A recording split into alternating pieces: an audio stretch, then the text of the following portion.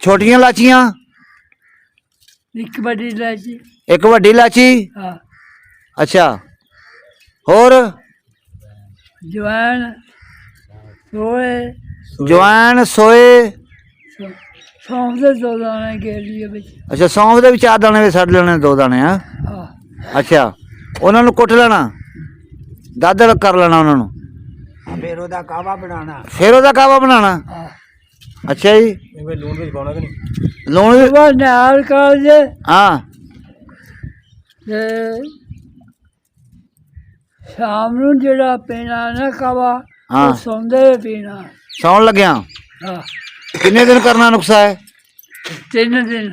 ਅੱਛਾ 3 ਦਿਨ ਕਰਨਾ ਤੇ 22 ਵਾਦੀ ਖਤਮ ਪੱਕਾ ਸ਼ਰਤੀ ਇਲਾਜ ਹੈ ਹੈਂ?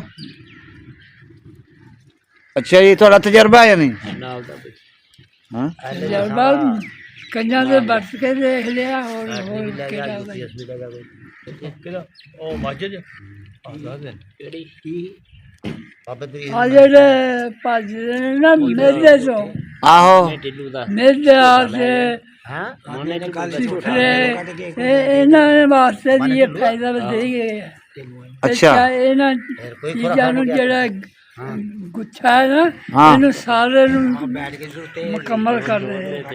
ਅੱਛਾ ਜੀ ਵਾਹ ਬਾਬਾ ਨਿੱਕੇ ਪਿੰਡ ਲਾਉਣ ਵੀ ਹੋਇਆ।